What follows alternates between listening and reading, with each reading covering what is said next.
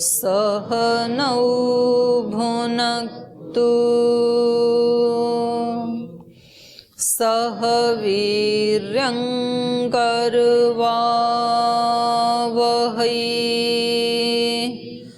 तेजस्विनावधीतमस्तु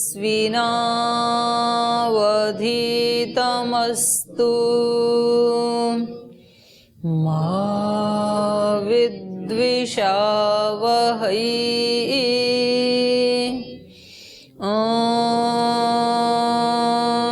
व्रतानां व्रतपति व्रतं चरिष्यामि तच्छकीयं तन्मे राध्यताम् इदमहमनृतात् सत्यमुपैमि।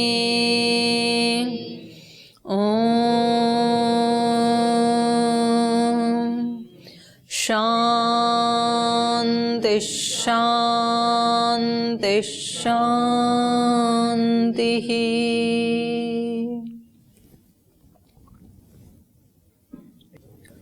समुद्र मंथन में अभी तक कितने रत्न निकल गए?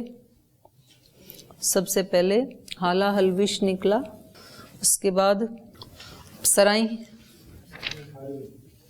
उसके बाद ये निकले धन्वंतरी जी निकले, आयुर्वेद में पुरुष निकले धन्वंतरी जी, उसके बाद अप्सराएं, फिर षष्ठी कोटि, उनकी परिचारिकाएं असंख्य और षष्ठी कोटि अप्सराएं, और उसके बाद वरुण की कन्या वारुणी,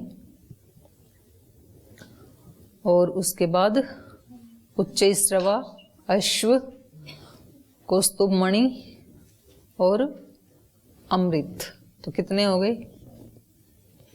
7वां रत्न है ये अमृत।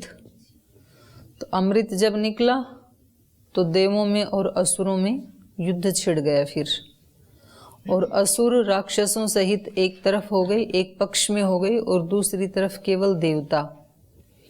तो इस प्रकार से ये महाघोर युद्ध हुआ, तीनों लोकों को विचलित कर देने वाला, मोहित कर देने वाला, देवों और असुरों के बीच में महाघोर युद्ध हुआ ये।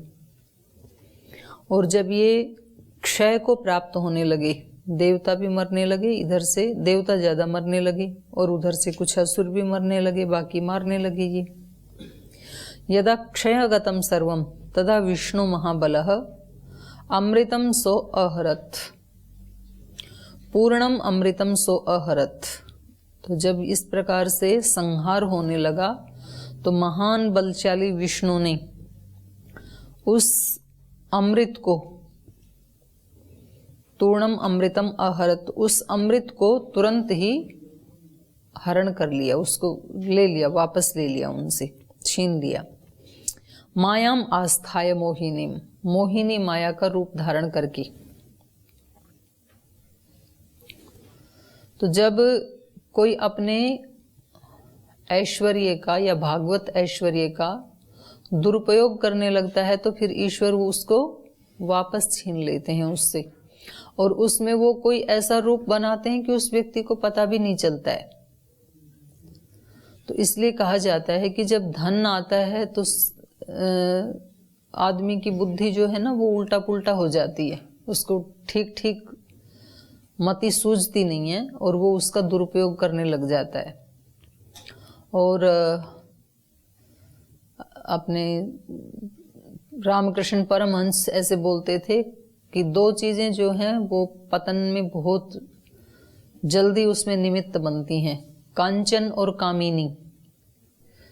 किसी व्यक्ति के पास अत्यधिक धन आ जाए तो खतरे की घंटी है, और किसी का मन, अब वो पुरुष हैं तो इसलिए कामिनी कह रहे हैं, तो पुरुष के लिए महिला, महिला के लिए पुरुष, दोनों ही एक दूसरे के लिए, तो ये सबसे बड़ी बाधाएं होती हैं 2। तो यहाँ पर भी भगवान ने क्या रूप धारण किया? मोहिनी, मोहिनी का रूप धारण करके। मोहिनी का मतलब ही है मोह वैचित्य, उसके चित्त को पता नहीं चलता है कि तू गलत कर रहा है या ठीक कर रहा है। उल्टा पुल्टा करते हुए उसको अच्छा लगता है अपनी तरफ से, तो वो बहुत अपने आप को होशियार समझता है, लेकिन वास्तव में वो उसमें फंस जाता है। तो इसलिए यहाँ भगवान को भी मोहिनी रूप धारण करना पड़ा। इनसे कोई वस्तु ऐसे तो देने वाले थे नहीं। तो हमारे सामने जब हम अमृत की खोज में निकलते हैं, साधक जब अमृत की खोज में निकलते हैं, तो कभी तो आपके सामने ऐसे प्रसंग आएंगे जो आपको बहुत प्रलोभन देने लगेंगे, और कभी ऐसी बाधाएं आएंगी आपके सामने कि आप डरने लगेंगे। तो ये भगवान के ही मोहिनी रूप हैं, माया के रूप हैं, इसी को माया कहा है। माया का मतलब होता है कि जो दिखाई तो देती है लेकिन वास्तव में उसका अस्तित्व नहीं होता है। जैसे संसार दिखाई तो देता है लेकिन वास्तव में संसार का अस्तित्व नहीं है। नहीं है मतलब सतरूप में नहीं है, प्रतिपल चेंज हो रहा है, हर पल आगे सरक रहा है। ये संसार को संसार कहते ही इसलिए हैं, सम्यक रूपेण सरपति संसरति इति संसार है, सरकता ही रहता है, और वो भी अच्छी तरह से। संसार गमलिस्ट्रिप धातु है ना गति अर्थ में। तो यहाँ पर जो निरंतर आगे चल रहा है उसमें परिवर्तन आ रहे हैं निरंतर। हमारे विचारों में परिवर्तन आते हैं रोज, हमारे भावों में परिवर्तन आते हैं, हमारे शरीरों में परिवर्तन आ रहे हैं, इंद्रियों में परिवर्तन आ रहे हैं, ज्ञान में परिवर्तन आ रहे हैं। आपसे कोई कहे कि अब आप अपना जो 10 साल वाला रूप था उसको वापस ला के दिखाओ, तो कोई ला सकता है क्या? आप तो वो ही हैं, अपना ही रूप वापस लाना है, ला सकते हैं क्या? कितना भी बड़ा महायोगी भी क्यों ना हो तो भी नहीं ला सकता है वो, एक बार तो गया। तो संसार को कोई पकड़ नहीं सकता है, वो सरक ही रहा है, कितना भी पकड़ने की कोशिश करें। और इसीलिए महापुरुष कहते हैं कि ये शरीर मैं नहीं हूं और ये शरीर मेरा नहीं है, क्योंकि यदि मैं शरीर होता तो ये कभी भी इसमें चेंज नहीं आना चाहिए था, क्योंकि मैं तो अविनाशी हूं। और यदि मेरा होता, कोई चीज मेरी है, तो मैं उसको बिगड़ने दूंगा क्या? कोई चीज मेरी हो तो हम उसको बीमार होने देंगे क्या? हमारे वश में है शरीर को कोई बीमार ना होने दे। और चलो बीमारी के लिए तो फिर भी कोई प्रयास करके ऐसा कर सकता है कि बीमार ना होने दे। शरीर को कोई बचपन से युवा ना होने दे, युवा से कोई बुजुर्ग ना होने दे, ऐसा कोई कर सकता है क्या? कोई रोक सकता है? कोई भी नहीं रोक सकता है, महायोगी भी नहीं रोक सकता है। बचपन जाने ही वाला है, बचपन जाके युवावस्था आने ही वाली है, फिर युवा के जाने के बाद प्रौढ़ अवस्था आने ही वाली है, प्रौढ़ अवस्था जाने के बाद वृद्धावस्था आएगी ही, वृद्धावस्था के बाद शरीर को नष्ट होना ही है। कितने भी बलवान क्यों ना हो, किसी का भी शरीर तो अमर हो नहीं सकता है। तो ये शरीर संसार का ही एक छोटा रूप है। तो जैसे शरीर में निरंतर नित्य परिवर्तन आ रहे हैं, ऐसे संसार में भी नित्य निरंतर परिवर्तन चल रहे हैं। तो जो परिवर्तन वाला रूप है वो मेरा रूप नहीं हो सकता है, क्योंकि वो मेरी जाति से मैच ही नहीं कर रहा ना। मेरी जाति नित्य अविनाशी की जाति है, संसार की जाति अनित्य और विनाशी की जाति है। तो ये इससे भी हम देख सकते हैं, कोई व्यक्ति कोई भी देख सकता है कि ये शरीर या संसार हमारा रूप नहीं है, बल्कि इसी को ही माया कहते हैं। हमें ये लगता है कि मेरा शरीर तो जब से मैंने होश संभाला यही शरीर मेरा बना हुआ है, और वास्तविकता क्या है? प्रतिपल बदल रहा है। वो शरीर थोड़ी है ये, जो 10 साल पहले था वो थोड़ी है, जो 5 साल पहले था वो थोड़ी है, 5 दिन पहले था वो भी नहीं है, पता नहीं चलता है आपको। और 5 घंटे पहले था वो भी नहीं है, अब दूसरा है। अहर्निश प्रतिपल उसमें चेंज आ रहा है। तो इसी को माया कहते हैं कि दिखाई तो देता है लेकिन सत्य नहीं होता है वो। तो यहाँ भगवान को भी मोहिनी रूप धारण करना पड़ा, माया रूप धारण करना पड़ा, क्योंकि वैसे तो कौन अपनी जवानी देगा। अगर सीधे सीधे भगवान कहें कि बस अब आपका पीरियड खत्म हो गया, जैसे परीक्षा हॉल में कहते हैं कि बस अब 3 घंटे समाप्त, अब अपना पेपर दे दो, तो वहां तो दे देते हैं। और यहाँ आकर के कोई नियम कहने लगे कि अब आपका युवावस्था का पीरियड खत्म, अब आप प्रौढ़ता को लो और ये युवावस्था वापस दो, तो लोग इतने चालाक हैं, कहीं घुस जाएंगे पानी में, कहीं पहाड़ पे चढ़ जाएंगे, भाग जाएंगे इधर उधर, कौन देना चाहेगा।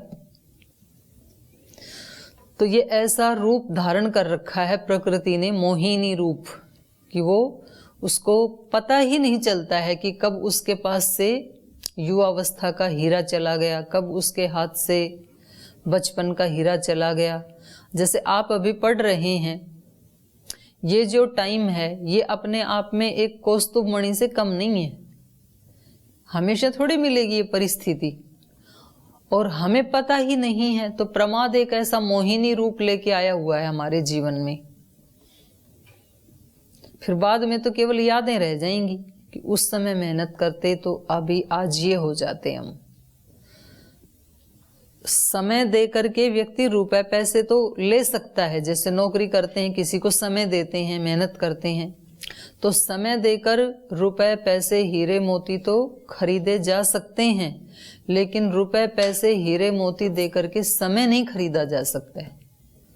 चाहे कोई करोड़ों रुपए भी दे करके एक पल नहीं खरीद सकता है। अंतिम समय कहेगा नेकी कमा लूं, लेकिन एक पल पथिक ना कोई जीवन उधार देगा, जिस दिन घमंड अपने सर से उतार देगा। तो कितने भी रुपए देके समय को नहीं खरीद सकते, समय देकर रुपए खरीद सकते हैं, आप रुपए कमा सकते हैं, रुपए देकर समय को नहीं कमा सकते। तो समय सबसे अनमोल हीरा है।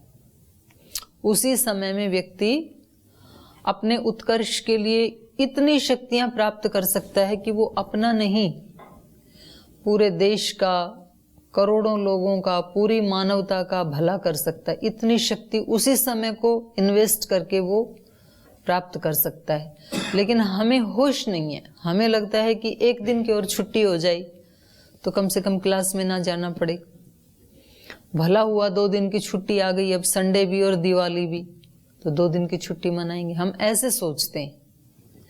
तो हमें ये पता नहीं है कि इसमें नुकसान किसका है। आप शरीर जो मरने वाला है उसका तो भला सोच रहे हैं, और आत्मा जो नित्य है उसका बुरा कर रहे हैं। वो जब स्वाध्याय नहीं करेगा, सत्संग नहीं करेगा, मेहनत नहीं करेगा, तो उसका तो नुकसान होगा ना। तो अपने ही हाथों अपना ही नुकसान कर रहे हैं, तो इससे ज्यादा अज्ञान क्या होगा। और जिसको नष्ट होना है उसको खिलाने में, पिलाने में, उसको आराम करवाने में लगे हुए हैं। बुला बुला के लाना पड़ता है, आ जाओ क्लास में आ जाओ, तो अपना पता नहीं है ना कि नुकसान किसका हो रहा है। ये ही मोहिनी रूप है। तो यहाँ पर अमृतत्व को ये मोहिनी रूप हरण कर लेता है। अमृतत्व सबके पास है, हम सबके अंदर दिव्यत्व भी है, असुरत्व भी है, देव दानव दोनों अंदर ही हैं, और अमृत भी अंदर ही है। और अमृत कभी कभी पुरुषार्थ करके निकल भी आता है, तो फिर संग्राम होता है दैवी और आसुरी शक्तियों में। वो कहते हैं कि इसका प्रयोग हम करेंगे, दैवी शक्तियां कहती हैं इसका प्रयोग हम करेंगे, और इस छीना झपटी में फिर कोई एक ऐसा बादल आता है मोहिनी रूप, वो उसको छीन के ले जाता है और पता ही नहीं चलता है कि वो कब चलेगी। तो बहुत सारे लोग ऐसे बोलते हैं, जी मैं उस समय तो अपने घर में साधना करता था, तो मेरे को ऐसे प्रकाश दिखता था, मेरे को ऐसे दृष्टांत होते थे, तो फिर जब मैं इधर आ गया फिर वो बंद हो गए, तो कहाँ चला गया। तो मोहिनी ने हर लिया उसको। अमृत का जो थोड़ी सी झलक दिखाई देनी शुरू हुई थी वो मोहिनी लेगी हर के। मोहिनी कौन सी है? तुष्टि दोष मोहिनी है, आलस्य मोहिनी है, प्रमाद मोहिनी है। तुष्टि बताई ना सांख्य दर्शन में 9 प्रकार की तुष्टियां, उनमें से कोई ना कोई आकर के उसको हर ले जाती है, तो हमें पता नहीं चलता है। तो अमृत को पाना भी बहुत कठिन है, और उससे भी ज्यादा कठिन है उस अमृत को फिर रख पाना, उसकी रक्षा करना। पाना कठिन, पा करके रक्षा करना उससे ज्यादा कठिन। पहले किसी व्यक्ति के अंदर सद्गुण का, दिव्यत्व का आना कठिन, क्योंकि पहले दुरित मिटे तो सद्गुण आई, और एक बार सद्गुण आ गए तो उनको बना के रखना कठिन, क्योंकि आपने तो मेहनत करके, पुरुषार्थ करके, उपासना करके, संध्या करके, ध्यान करके कोई ऐसी सात्विक शक्ति को अपने अंदर उत्पन्न किया, लेकिन सामने वाला तो बाहर आते ही कोई ऐसा प्रसंग खड़ा कर देगा और आप फिर झुंझला जाएंगे और वो आपका छिन जाएगी फिर वो चीज, वो शक्ति। तो उसको रक्षित करना और कठिन, क्योंकि दूसरे असुर भी तो घूम ही रहे हैं ना, किसी ना किसी रूप में वो हमारे इर्द गिर्द कोई ना कोई रूप लेके सामने आते ही रहते हैं। तो ये उस दिन हमने पढ़ा था, यदा क्षयम गतम सर्वम तदा विष्णु महाबलः अमृतम सो अहरत तूर्णम मायाम आस्थाय मोहिनीम। मोहिनी माया को धारण करके, क्योंकि वास्तव में तो वो छीनना तो असुरों से था, देवों को तो देना ही था, अमृतत्व उनका तो हक था उसके ऊपर, लेकिन असुर कह रहे थे कि नहीं, इसको हम पी करके अमर हो जाएंगे, तो सदा सर्वदा के लिए पृथ्वी के ऊपर असुरों का राज्य हो जाएगा। तो ये जो हमारा शरीर है, इसको ही पृथ्वी कहा, इसी को ही अयोध्या कहा, इसके ऊपर दोनों अपना अपना राज करना चाहते हैं। असुर कहते हैं हमारा राज होना चाहिए। असुर मतलब आलस्य है, प्रमाद है, मूर्छा है, और जितने भी दुरित हो सकते हैं, वो कहते हैं हमारा साम्राज्य होना चाहिए। और वो मौका मिलते ही आपके शरीर को, इंद्रियों को, मन को, बुद्धि को हरण करके ले जाते हैं। क्लास में से निकाला, दूसरे कमरे में जाके सो गए, दूसरे में से निकाला, छत पे जाके बैठ गए, छत में से निकाला, सीढ़ियों में जीने में बैठ गई। ये असुरता है हमारे अंदर, ये उसको छीनने के लिए तैयार होते हैं। इधर दैवी शक्तियां कहती हैं कि नहीं, आप शास्त्र स्मरण करो, आप स्वाध्याय करो, आप ध्यान करो, तप करो, जप करो। वो वहां से पकड़ पकड़ के लाती हैं। तो ऐसे खींचातानी चलती रहती है, रस्साकस्सी चलती रहती है। कभी एक जीत जाता है, दूसरा पराजित हो जाता है। जब मैं कहती हूँ उनको बुला के लाओ वहां से, जहां कहीं भी हैं, तो फिर उनका दैवी या दिव्यत्व है वो विजयी हो जाता है और असुरत्व पराजित हो गया। और जब उनको कोई नहीं कहता, जब बैठे रहते हैं तो दिव्यत्व पराजित हो गया, असुरत्व विजयी हो गया। दोनों में ऐसे चलता ही रहता है ये युद्ध। तो वास्तव में ये अमृत किससे हरना चाह रहे थे भगवान विष्णु? असुरों से। और सीधा सीधा तो ले नहीं सकते हैं कि भाई आप दे दो और इनको देना है हमें, तो देवों को ऐसे तो ले नहीं सकते हैं। तो मोहिनी रूप धारण करके, पता भी ना चले, वो रूप धारण करके उन्होंने उससे ले लिया। तो ऐसे बोलते हैं ना भाई, जिसको भगवान दंड देना चाहते हैं, जिससे अमृतत्व को छीनना चाहते हैं, उसकी बुद्धि को भ्रष्ट कर देते हैं। फिर उसकी बुद्धि में मोहिनी रूप से ऐसे विचार आएंगे कि वो गलत रास्ते पे ही चलेगा फिर।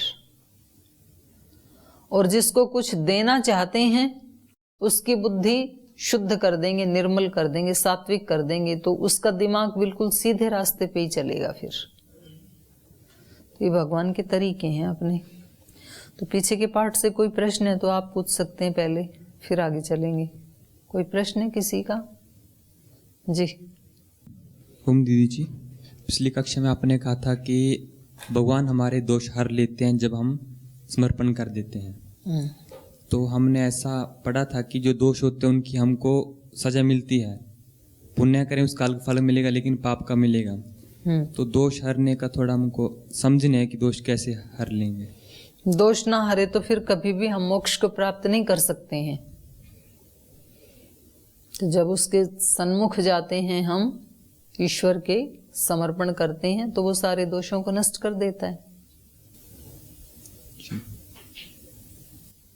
जैसे आप कह रहे थे कि जब धन आता है तो आदमी का जो मन है वो चंचल हो जाता है जब उसका गलत दुरुपयोग करता है प्राय करके। जी। तो ऐसा भी हो सकता है कि हमको ऐसा लगता है शायद कोई भी बल आए, लेकिन अगर विवेक नहीं है तो आदमी उसका गलत प्रयोग करेगा। चाहे किसका? जैसे कोई किसी के पास ज़्यादा शारीरिक बल आ गया या मानसिक बल आ गया, अगर उसका विवेक नहीं होगा तो शायद वो उसका फिर गलत ही प्रयोग करता है। ऐसा हो सकता है। हाँ हाँ, ऐसे होता ही है। विवेक नहीं है तो गलत ही प्रयोग करेगा। जी। एक हमने कुछ थोड़ा सा और चिंतन किया था, तो पहले हमको शुरू में ऐसा लगता था कि जो साधना होती है वो सुबह 1 या 2 घंटे की होती है, लेकिन धीरे धीरे से आपसे सुना तो पता चला कि नहीं, 24 घंटे ही साधना चलती है। तो क्या ऐसा है कि जो हमने 1 घंटे में जो शक्ति अर्जित की उसको हमको प्रयोग करना चाहिए कि 24 घंटे में हम विकारों को खत्म करते जाएं और जो विकार हैं उनको मत आने दें, उस शक्ति का हमको प्रयोग करना चाहिए, ऐसा ही है क्या? हाँ जी। यानी कि जो ध्यान से शक्ति मिलेगी अपनी चंचलता को दूर करने में उसका प्रयोग करना चाहिए। जी, ऐसा ही। धन्यवाद। साधना का मतलब तो गीता में जो बताया ना, सबसे सरल और सबसे सटीक है। साधना 3 साधन है हमारे पास, शरीर, मन और वाणी। मन में बुद्धि आ जाएगा तो वाणी तो सब इंद्रियों का प्रतीक है वहां पर, और शरीर और मन बुद्धि तो वहां पर बता दिए। शरीर से आपको तपस्या करनी है तो क्या करें? क्या तप बताया? शरीर का तप क्या बताया गीता में? नहीं, देव द्विज गुरु प्राज्ञ, इनकी पूजा करने लग जाओ। और वाणी का तप क्या बताया? सत्यम प्रियम हितम च यत, जो सत्य है, प्रिय है, हितकारी है, ऐसा बोलने लग जाओ। और मन का तप क्या बताया? मनः प्रसाद सौम्यत्वम मौनम आत्म विनिग्रह, ये मन का ताप हो गया, तपस्या हो गई है। अगर मन की तपस्या करनी है तो क्या तपस्या करनी पड़ेगी मन की? मनः प्रसाद, मन हमेशा पवित्र रहना चाहिए और खुश रहना चाहिए। मन हमारा दुखी होता है, प्रतिकूलता आती है तो मन दुखी होता है, अनुकूलता आती है तो मन खुश होता है, सुखी होता है। अब अपने मन को ऐसी ट्रेनिंग देनी कि प्रतिकूलता आए तब भी उसको भगवान का ही विधान समझ करके, अपने किसी कर्म का फल समझ करके अपनी प्रसन्नता को न बिगड़ने दें। तो मन, ये है साधना। हमने साधना के नाम पे बहुत भ्रम पाल रखे हैं मन में कि वहां जा करके ऐसे ध्यान लगाएंगे, ऐसे करेंगे। ये हमारे मन के भटकावे हैं और कुछ भी नहीं है। वहां जाके भी आप वही करोगे जो यहाँ कर रहे हो, क्योंकि आप तो वही हो ना। तो स्थान मत बदलो, अपने मन की स्थिति को बदलो। स्थान बदलने से नहीं चलेगा, मन को बदलने से चलेगा। तो कहीं भी आप कर सकते हैं उसको, वहां जाके भी आपको करना पड़ेगा, यहाँ रह के भी आप ही करो। और ये तो बहुत बड़ी बात है। और हमारे देश में घरों में रहने वाली जो अनपढ़ महिलाएं हैं वो इस साधना को कर लेती हैं। जिन्होंने कोई वेद नहीं पढ़ा, दर्शन, उपनिषद, रामायण, गीता कुछ भी नहीं पढ़ा, और वो जीवन में जो भी आता है उसमें वो कोशिश करती हैं, चलो भई ये भी भगवान का प्रसाद है, खुश रहते हैं, अपने कर्तव्य का पालन करते रहते हैं। ये साधना है।